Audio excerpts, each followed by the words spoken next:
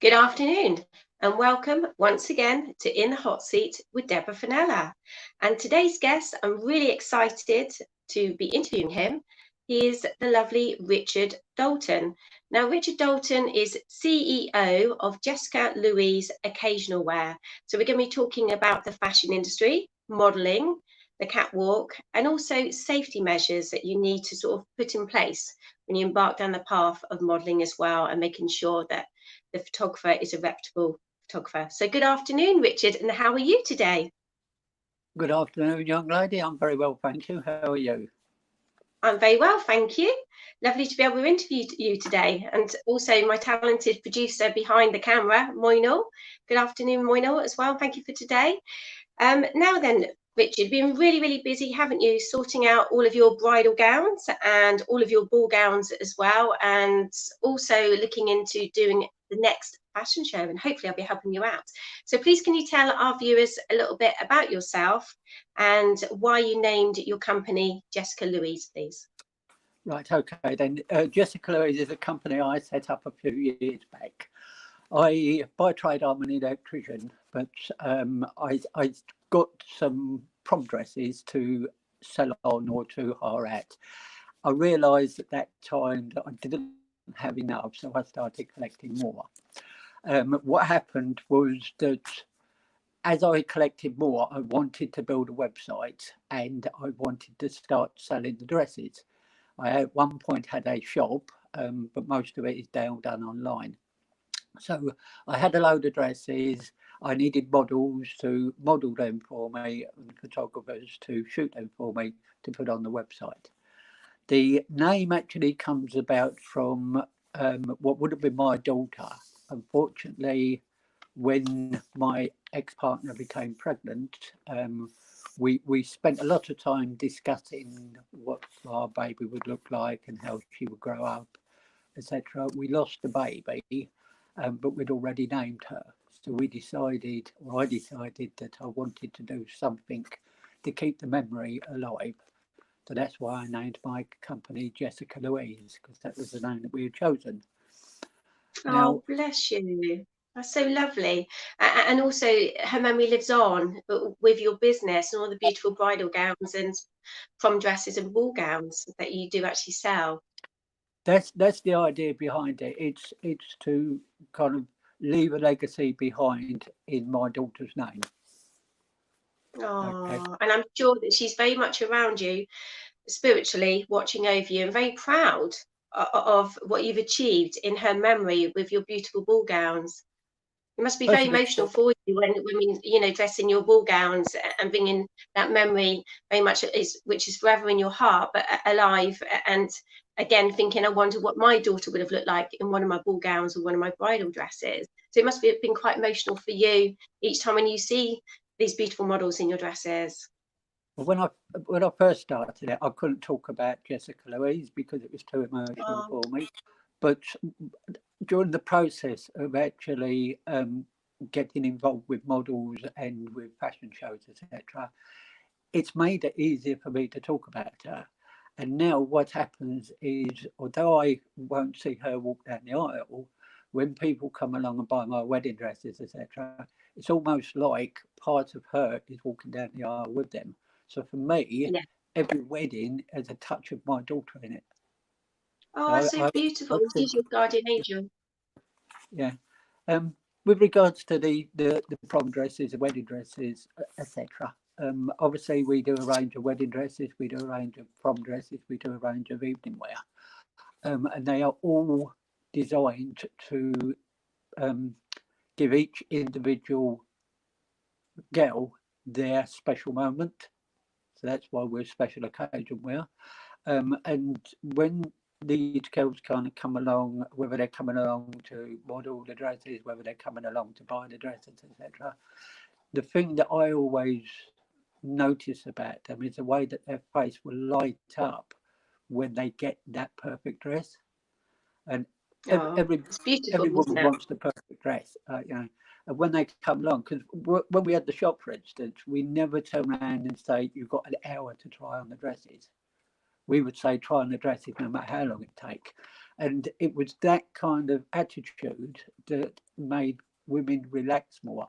Weddings are very stressful.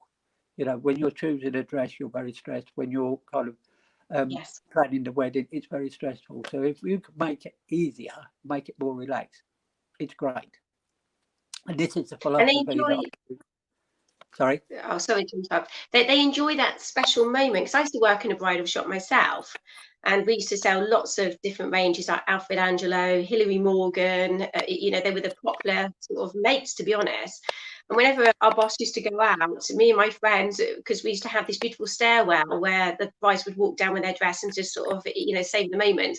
And we'd do the same. We'd dress up in all the new dresses that come in Yeah, and walk down the stairs. And it was just so much fun. So, like you said, when they dress up and step into their perfect bridal dress that they maybe dreamed of since being a little girl, it is literally a dream come true. But like you say, it can be very stressful not knowing what dress that you don't, you know, will suit you and what doesn't suit you, because what you think might suit you might not suit you with your particular shape as well. So it's sometimes you've got to try on all these different dresses to find that perfect one. So having that peaceful, you know, ambience and that atmosphere really does help to relax the bride, doesn't it? And also, you know, that the bride's parents, you know, normally the mum would go along, or the basically the bridesmaids would go, wouldn't they? well, one of the problems with bridal shops in this country is they try and do too much too quickly. So they will try and Yes. get you to try on 3 dresses in next to no time. And you don't get the full effect of a dress if you're being required to change into another dress. So the philosophy I had was, I don't care if you take all day long to try on as many dresses as you want to try. Just relax, enjoy yourself and do it. There are shops out there, unfortunately, where they turn around, they literally give you an hour's slot to try on the Yeah. dresses. You could have 3 dresses and that's it. They're practically pushing you out the door. And for me, that's wrong. If you're going to choose a wedding dress for your wedding day, you want to be able to choose it in a relaxed atmosphere with absolutely no pressure on you from the salespeople. Now, when I had the shop, the philosophy we had was that we don't sell, because the dresses they sell themselves. We don't need to sell the dresses. What we need to do is make sure that the person entering the shop or coming to one of my events is relaxed and can enjoy themselves. And that means putting no pressure on them whatsoever. We're not there to sell dresses. We are just there to be their friends and make them enjoy what they're doing, and then they will want to come back. And I guarantee you, if they come back once, they come back another time, and then another time. So we go prom dresses, evening gowns, wedding gowns, and then they get the whole cycle, will come back again.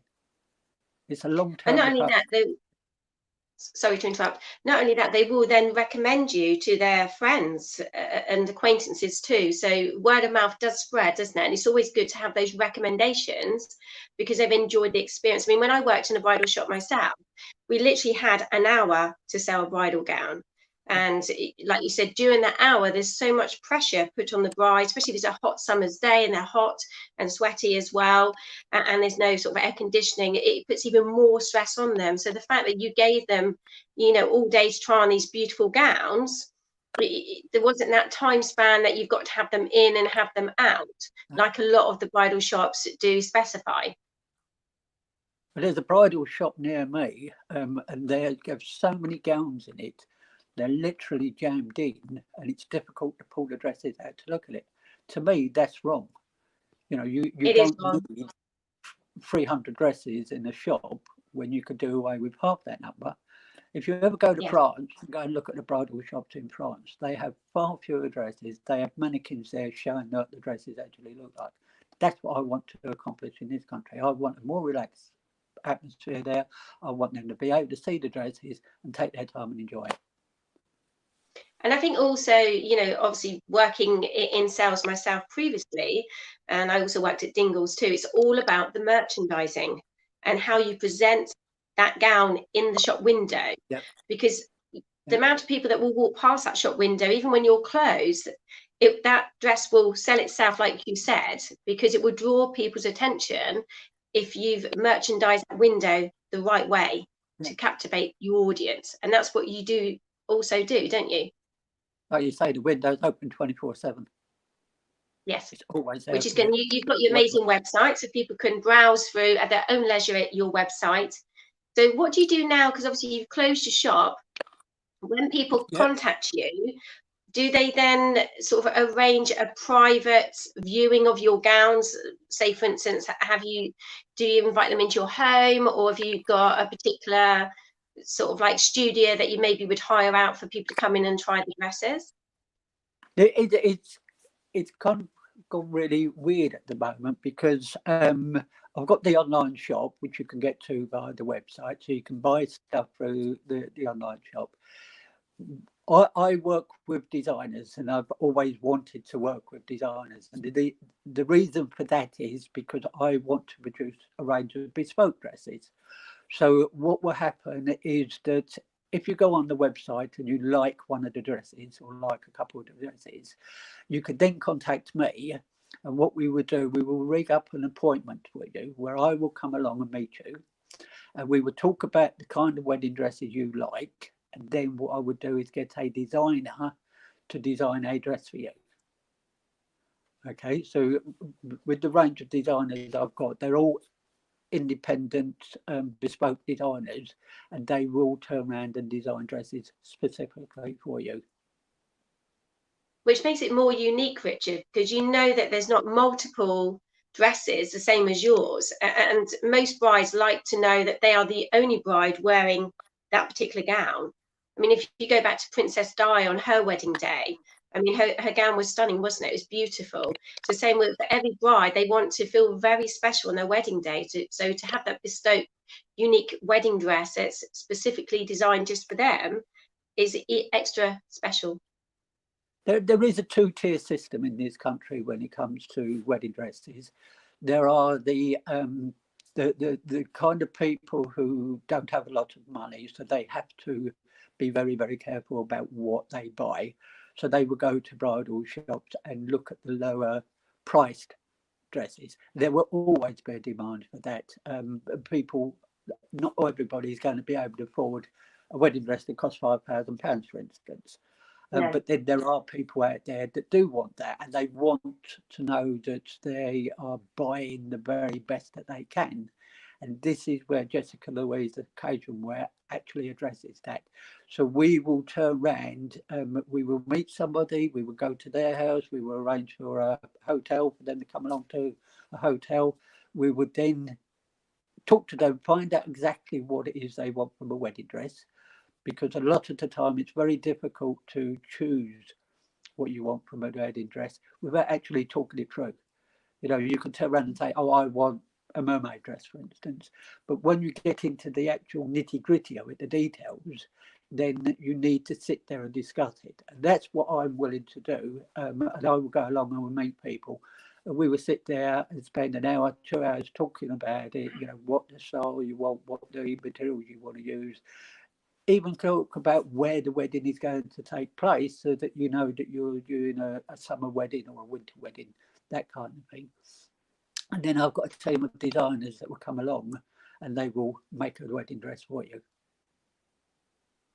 Wow, that sounds amazing. So do you have a tier system, like you said, for those on a low sort of budget wage, where they can, say, for instance, pay weekly or monthly if they're planning a year in advance before their wedding? Or do they have to sort of pay, like, you know, say, for instance, a deposit, and then you give them a certain amount of days or weeks to pay in full for the gown, rather than pay in Normally, full pay off? normally a wedding dress is bought about a year in advance. So what we would do is, once we've agreed that the design with the client, they will be asked to pay a deposit, and then we have like a layaway plan, if you like. They pay so much per every 3 months, so they're not expected to pay for the address for the dress up full in advance, or kind of, you know, they're not going to have a bill on the wedding day of £6,000 for a wedding dress. So there is an option to lay away and choose a payment plan. which is really good, isn't it? Like you say. So it just takes the pressure off, because some weddings, they say the average wedding of today can cost anything up to about £17,000. And a lot of people haven't got that money. They do get married on a low budget, and not everyone wants to have that church wedding. Some people want to get married in hotels or in a registry office as well, and sometimes in beautiful stately homes, don't they? Yeah, the average cost of a wedding in 2018 was actually £24,500 in this country. Really? Oh my Yeah. God, that's loads. I mean, I got married on £1,000 to my husband, so it was a budget one, you know. But he was joining the forces at the time, and we, you know, got married very quickly because obviously he had to go away, so we didn't have much time to plan it. You know, but we did it. Obviously, but we did get married in a registry office. It But is possible again, to. everyone is different. Yeah, it is It is possible. certainly different. I've heard of people doing that. So it's, I mean, So which? it's the best that you can make for the person. That's the secret behind it, regardless of your budget. If you can, I mean, I've known people approach me and say, "Can I borrow your wedding dress because I want to get married and I can't afford a wedding dress?" And I have actually done Oh, that. awesome. You know, Have because you? Oh, that's so sweet of you, a about little angel. it's about making it as enjoyable for the people as possible. Now, at the end of the day, when you're getting married, you're in such a emotional state that the day goes as fast as anything, and you just It don't does. really appreciate all the tiny little bits that make up a wedding. And there are things that you will miss. So with a photographer, I always suggest that you have two photographers. The reason being, you have the main photographer that is taking the actual ceremony, but you also have somebody in the background taking all the other little pictures that you won't actually see, but will make a big difference to you after you look at it. So if you're It getting certainly married, does. always consider having two photographers. And I think also the expressions on other people's faces, and if you have a photographer that's there for the sit down meal after you've got married, but also after the ceremony as well, again, that tells a story, because a lot of people do have video footage done on their wedding day also. But like you say, having the two photographers who will both look at things differently and take different types of photos, so then you're telling the whole story between the two photographers, aren't you? Yeah, exactly. I actually was second photographer a few years back, and as I was watching the bride, she was up there exchanging her vows. She was actually twiddling a ring on her finger at the same time because she Oh, was still bless nervous, them. but she was twiddling it. So I took a photograph of her holding onto the ring with a bunch of flowers in her hand. And she said afterwards that was one of her favourite pictures. Oh, that's so lovely. Because how long have you been a photographer? Because my lovely friend Steve Knight from Night Vision Photography, I know that you know Steve as well. He does photography and he's amazing at it, like yourself. So how long have you been in photography yourself, Richard? Well, I don't call myself a photographer. There's two reasons for that, and it actually leads on to model safety. Um, Yeah, a photographer has to have a creative eye, and he has to have a lot of equipment. Right? It costs them a lot of money to be a photographer. Now, I've had a camera since I was 16 years of age, which is 47 years, but I don't call wow, it's myself a a long time, photographer. Richard. So, you know, at the end of the day, you've got people out there like Paul Lamb, like Steve Knight as well, Mike Attridge, Damien Lovegrove. They are all brilliant photographers. They know how to manipulate light when they need to. They know how Yes. to kind of frame a picture properly, etc. So these people are proper photographers. I don't consider myself a proper photographer because I haven't got their skills. So the problem is with the new kind of SLR digital cameras, they are so good and they are absolutely Yeah. easy for people to pick up, put it on auto, click away, and then they're a photographer. And of course, what does that mean? They can take wedding photographs, you know, because they've got a really good camera. So they go along, I'm a wedding photographer, I can charge you £250 to do your wedding. They won't get the same images as they No. would do with a proper photographer. So the likes of Steve Knight, Paul Lamb, Damien Lovegrove, Mike Attridge, etc., they will turn around and actually create for you, whereas your average guy with cameras, they are known, will turn around and just do snapshots. And this leads on quite nicely to my modelling experience and what I do with modelling. So if we did, okay, you, I'd like to talk about that for a little bit. Oh, most definitely. I mean, I started out in the modelling industry back in 1977 with Tuesday's Child Modelling Agency. So I've done, you know, fashion modelling, catalogue modelling for Kay's and Littlewood's catalogue. I've also done, you know, bridal modelling and fashion modelling at Belfast Alternative Fashion Week. And I've also done quite a bit of modelling for Steve Knight as well. And like you say, there are do's and also don'ts in the modelling industry. And you know, quite often you see these adverts, models required, and you know, I've heard many stories over the years where young ladies have actually applied for this ad and then found out that the person isn't who they are cracked up to be, that they were actually lying and hiding behind a mask, and sometimes you can actually put yourself in danger. So it's really important, you know, for any of you out there that want to go into the modelling agency, please go through recommendation. You know, do your groundwork, check the person out, and make sure that they are a reputable, you know, modelling or casting agency or photographer as well, because you have got to be careful, especially, you know, nowadays, the world that we live in, because there's some genuine people and not so genuine, isn't there, Richard? Yeah, unfortunately, that is the case. The thing I always say to anybody that wants to get into the modelling world, the person responsible for your safety is you. You are the one that's got to accept that responsibility.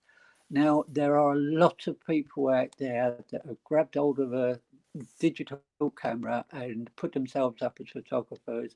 They are just guys with cameras and they are taking grab shots, snapshots, and passing them off as being a good photographer.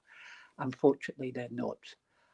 I found out that there were guys like this by talking to models. When I decided I wanted to do a fashion show, I started talking to models and talking to designers, etc. And I was quite disappointed in some of the things that the models was saying to me.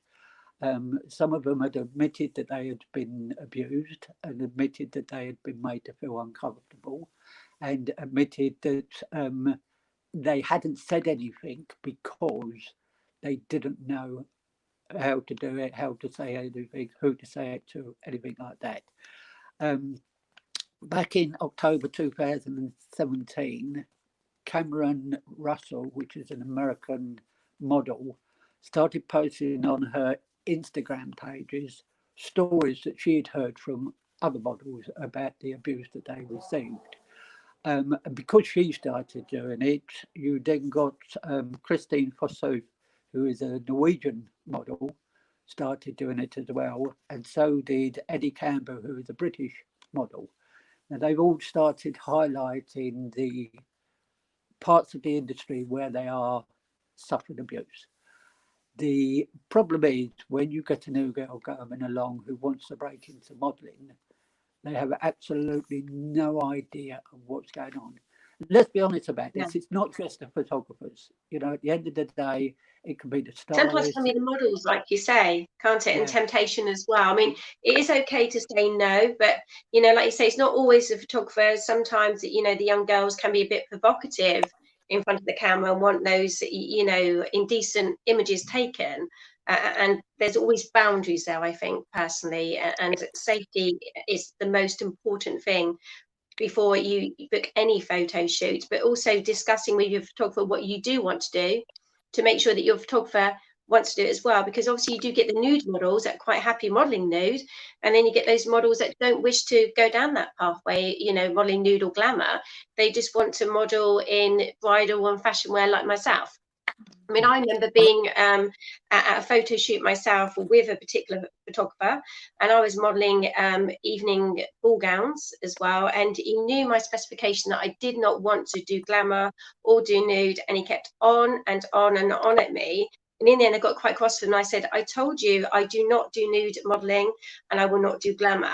And in the end, I did end up sort of, you know, saying, right, I think this session is now done. And I walked out and actually complained to the gentleman that was organising the actual event, saying I was not happy and he did not listen to me. But I was strong enough to actually say no. There are obviously young girls, you know, that are, you know, a little bit vulnerable and a bit innocent, that they could have been sort of swept away by it, even though they didn't want to do it, but gave into that pressure. And that, I think, is what concerns me. So that's why, you know, I really wanted to interview you today as well, because you know all about this, and you make sure foremost safety for all of your models. And you do an amazing job, Richard. You know, you're such a lovely gentleman, an honourable gentleman, and you've got a lot of experience behind you, so you can help all of these young models that are at school that aspire to be a model. You know, maybe the next Katie Price, for instance, they want to go down the glamour sort of like shoot, but also giving them the advice that they need before they take that next step to embark on that journey. Well, when I get approached by a new model, the first thing I do is say, I need to talk to you face to face so that we can kind of discover what we're actually looking at, what we want to do. I would then meet them and I would ask them why they want to get into modelling, what they actually hope to achieve. Because there's so many different types of modelling, and young girls, when they come in, they want to model. They don't know the difference between the different areas. No, don't let them. So, you know, I have to set the parameters first of all to find out exactly what they want, what they expect. And then from there we can work it. I set up my 3 golden rules, which I've had now for the last few years. These are absolutely cast in stone, and I won't change these rules for anybody. And anybody that wants to model for me, that wants to get involved with my photo shoots and my fashion shows, they have to agree to these 3 golden rules. First golden rule I set up is the model must be happy doing what she's asked to do. The reason for that is if we gave her a really grotesque dress and asked her to wear it, it's going to show in her face, in her eyes, that she hates it. That's going to be a waste of everybody's time. And I certainly don't want to waste time and money to shoot something that I know is not going to work. We want the best that we can get out of them. So that means making sure that they're happy. You know, if they feel happy and secure, we're going to get some amazing results. The second golden rule I have is that no photographer, or even myself, is allowed to touch a model. We always make sure there are other people on hand. There are other women, there are other models there, etc. If it's wardrobe malfunction, they deal with it. If it's kind of, you know, hair out of place, etc., we have a hairstylist that will be there to actually help that. There is no reason for a photographer to touch a model.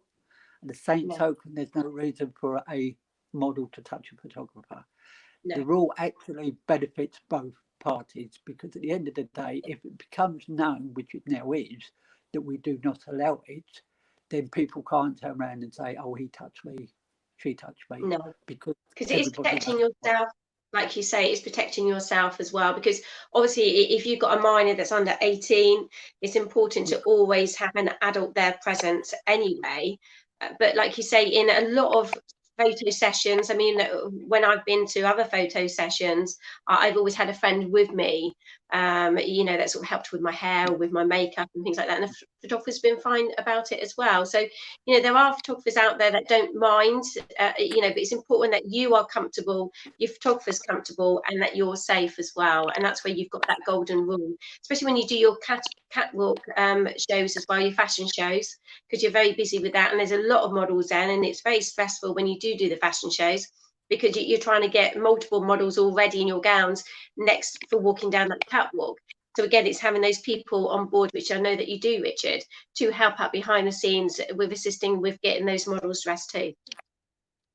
Well, the third golden rule I have, I'll just pop back onto that. I actually set up a code word that the photographer never ever knows. And it's a generic code word. It could be can of Coke, bacon sandwich, anything. And the idea behind that is that if he does say something or do something that is inappropriate, the girl can drop it into the conversation. I then know there's a problem. So I can change things around, maybe bring in another model and talk to the model to find out what was going on. if it is something that is, done inappropriately, I would then ask him to leave the photo shoot. If I deem it to be serious enough, then I will call the police on him. It's as simple as that. We need to protect the models in this industry. And I Yes, we don't care who do. you are. At the end No. of the day, if somebody is behaving inappropriately, we need to stop that from happening. Now, recently I was involved in a dispute, and I was trying to gather some information about it, and a person approached me and said, "Don't investigate this. You come to me, etc." I said, "No." At the end of the day, if I could find out the information that this person did do something, I will go to the police, regardless of what you're telling me. Because at the end of the day, the models must be kept safe. It's as simple as that. I don't care who you are. You could be, King of England. At the end of the day, if you're abusing a model, Yeah. I will be there for you. But not only that, Richard, if they get away with they will then go and do it to somebody else, and then they will keep repeating that cycle. It's important to nip it in the bud. Yeah, And exactly. it's also very important to speak up and speak out. If you're increasingly uncomfortable, or if you've been in the situation where you've been uncomfortable, please don't suffer in silence, because there's a lot of people that do. So speak up. And that's, again, where people are really happy to model for you, Richard, because you're such a lovely gentleman and very professional. But also, you make all of your models feel safe and protected, because you look after each and every one of them, and they enjoy their experiences when modelling for you, because you're very professional. All your gowns are beautiful and stunning, and you make their day when they are modelling on that catwalk.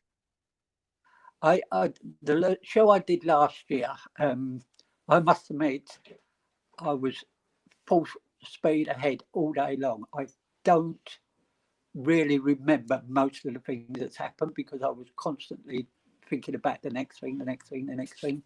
They turned around to me and said it was a great show. They really enjoyed it, as well organised, etc.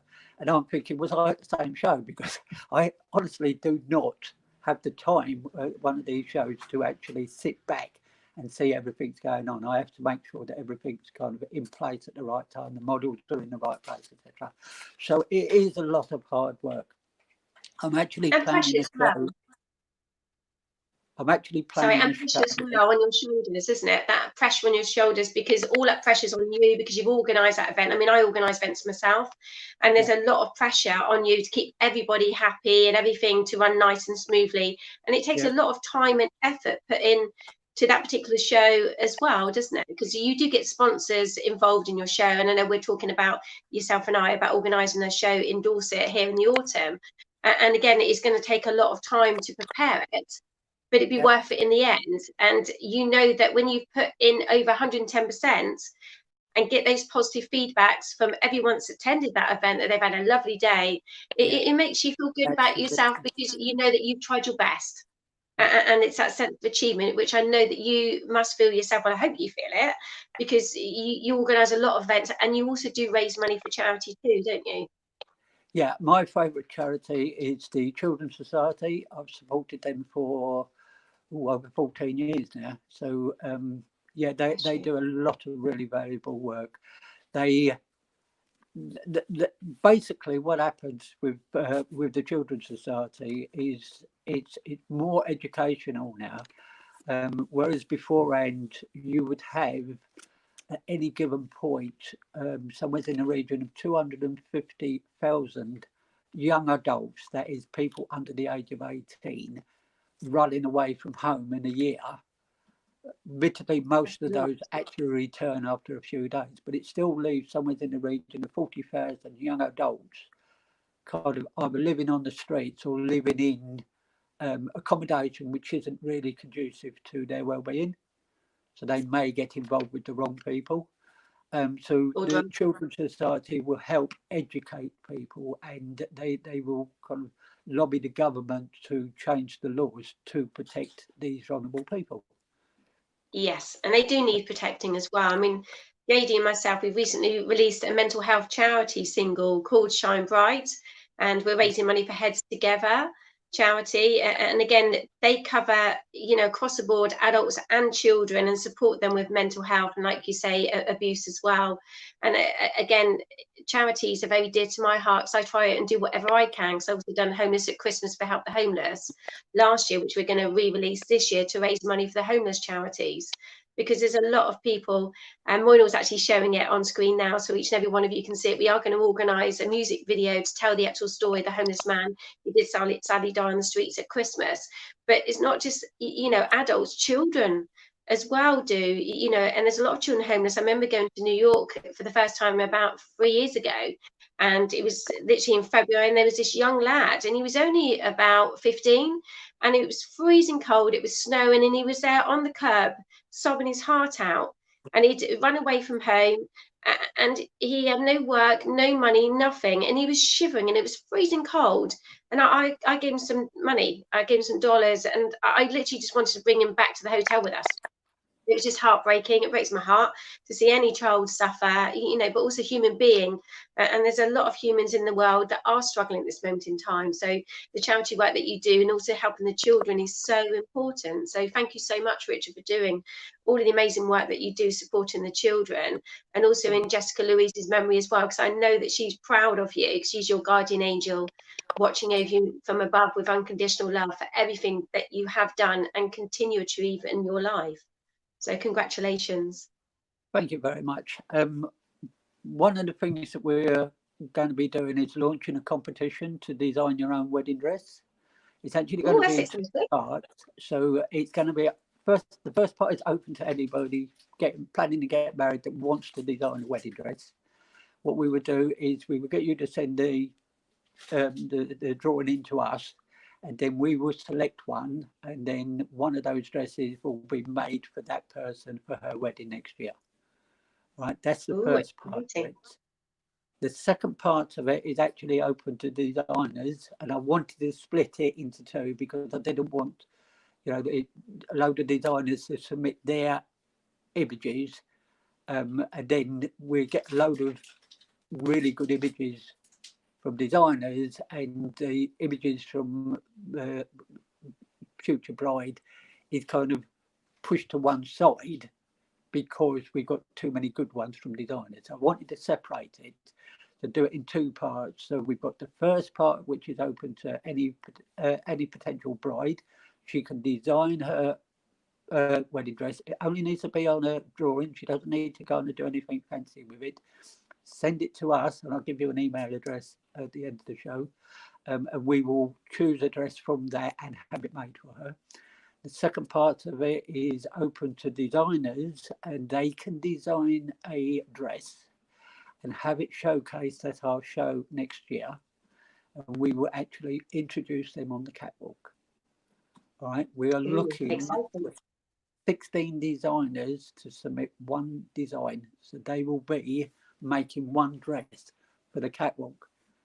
Right, so we'll have 16 designers in one section of the show to showcase new designers. And if it works the way I want it to work, what will happen is that we'll introduce people into the world of fashion shows that cannot afford to do it, because at the end of the day, if you're going to do a fashion show, you'll need a minimum really of 8, possibly 10, 12, 16 outfits to showcase.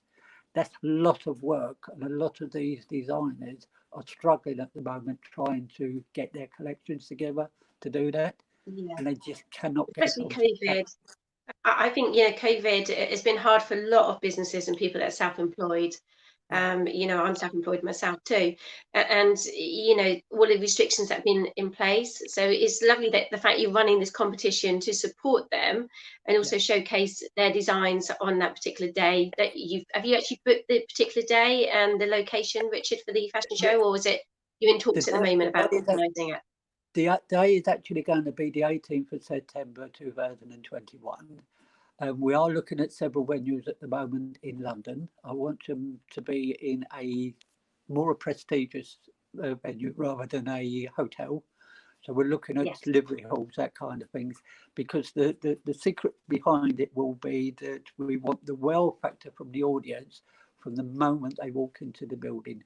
a lot of the times you walk into hotels, etc., you walk into a lobby, it's a nice lobby, but it's a little bit confusing. So if we get the kind of place that I want, then as soon as you kind of walk up to the building, you know it's something special. Okay. So you never know, one of our viewers that is actually watching today may have the perfect venue just for you. So if you do, then please contact Richard. What's your email address as well, Richard, for people to contact you if they got the perfect venue or would like to actually apply to you know, be in your competition for designing their own bridal gown or the ball gown? The best one at the moment is Richard J. Dalton. That's DALTON at msn.com. Okay, that's the best one to reach me on at the moment. That comes directly to me straight away. But what we will do, Richard, when we do actually share this all across social media and also on YouTube, we will actually put your email address on it for people to apply as well, Richard, which is really exciting. So when you do the fashion show, you're still going to be raising money for the Children's Society, that particular fashion show too? Everything I do in regards of events like that is aimed at raising some money for the Children's Society. Oh, that's amazing. So do you have children modelling for you as well sometimes? Obviously with like the bridal wear, do you have bridesmaid dresses, for instance? Because obviously children do dress up in bridesmaid outfits, don't they? Or flower girls? The silly part about it, and this is going back to model safety a little bit, is that young children, when I say young children, I'm talking about the age of 12, 13, 14, they tend to look so much older, especially when you dress them up in some of the gowns. Well, they still love the wedding dresses, so they want to try the wedding dresses on. So on the last show that I did have some of that age group in the show. I was talking to somebody you may know, is Simon C. Brown. Simon has a lot of experience of doing child protection services type. Yes, he does. Simon does, doesn't he? He's also part of Panache Global Entertainment, like myself, isn't he? He's actually been advising me on the requirements of the using children in fashion show, and at this we're talking about children from 8 upwards. There's a lot more. There's a lot more involved in it than I certainly do. And when you look at some of these fashion companies out there that are doing fashion shows and the way they are treating children, it's not something that I would feel comfortable with. So it's got to be done in the right way. You've got to have children up to a certain age in one area, children above a certain age in another area, because you can't have mixing the ages together. And the other thing is, for me personally, they would need security with them 24/7, so to speak. So there's somebody that stays with them all the time. Yes, child protection. I do know of one fashion show where the children's clothes actually went missing. So oh no, really? That's mad. One of the girls borrowed a long house coat off of her mother, because her mother always used to wear a long house coat, in order to get home, because all her clothes had gone missing. So, you know, that kind of thing I can't allow happen. So I've got to have somebody in the room 24/7. So when the children are in there, we've got security in there. When the children go out and on the catwalk, I still want somebody in there to make sure that nothing can go wrong.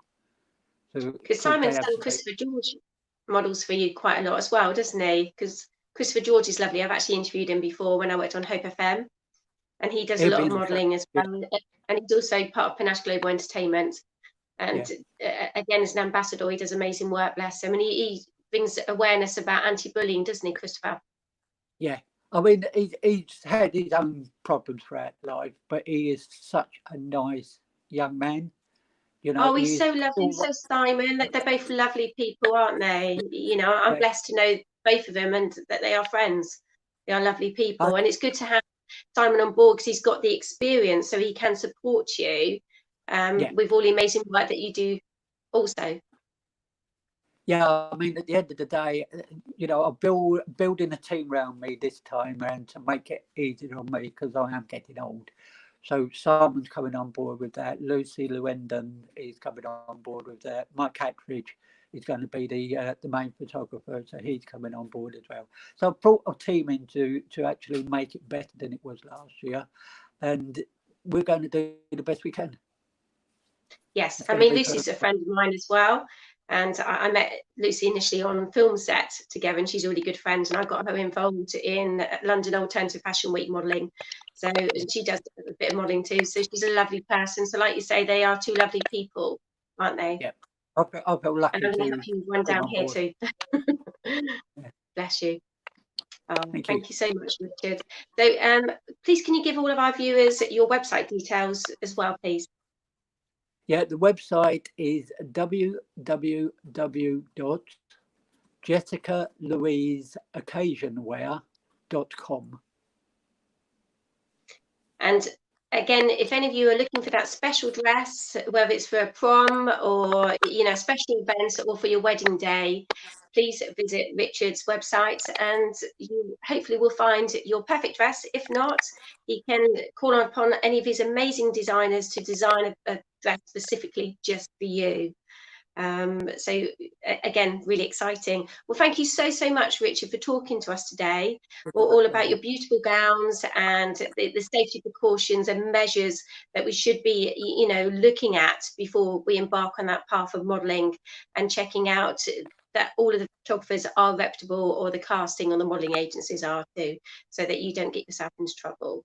So good luck with your future events, and I look forward to helping and supporting you with the one that we're going to do in Dorset this year as well, and hopefully get Lucy and Simon on board, and they can come down too, which would be good. Brilliant, and brilliant. Then we can put out casting for the models in this area. Can I just say, if there is anybody interested in modelling, they can connect with me on Facebook and I will talk them through what they need to know.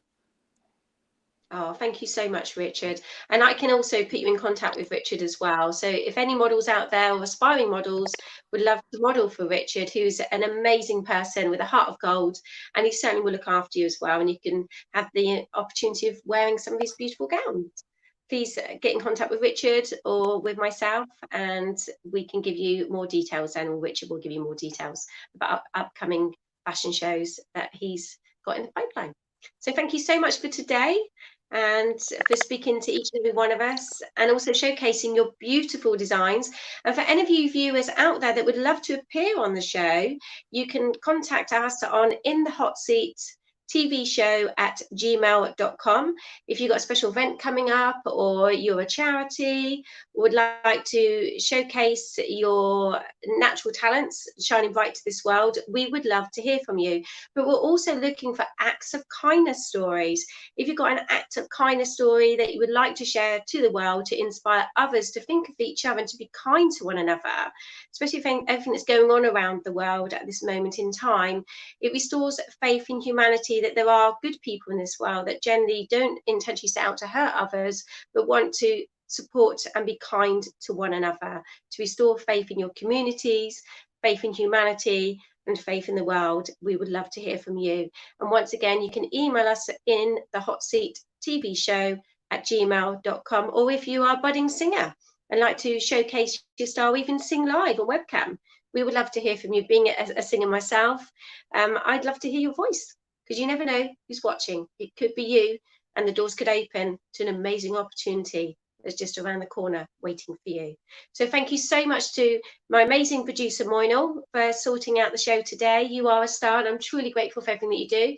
And thank you so much to all of the viewers today for watching and supporting us, and also to the lovely Richard Dalton. Good luck with all of your designs. Keep shining bright, doing what you love. You are a star. So thank you so much. We will be back once again next Tuesday in the Hot Seat with Deborah Fennella at 12 p.m, where we will be actually interviewing Tom Lawson and also Ollie, his business partner from Maison Quattro, and they will be talking to us about their future plans, and also encouraging people to shine bright their natural talents to the world and open doors by setting up events and getting them to participate and involved in them too. So she'll look forward to interviewing both Tom and Ollie next Tuesday at 12 p.m. So it's a bye from me for today, and thank you once again, and hope you enjoy the rest of the day and keep shining bright, doing what you love. Bye for now.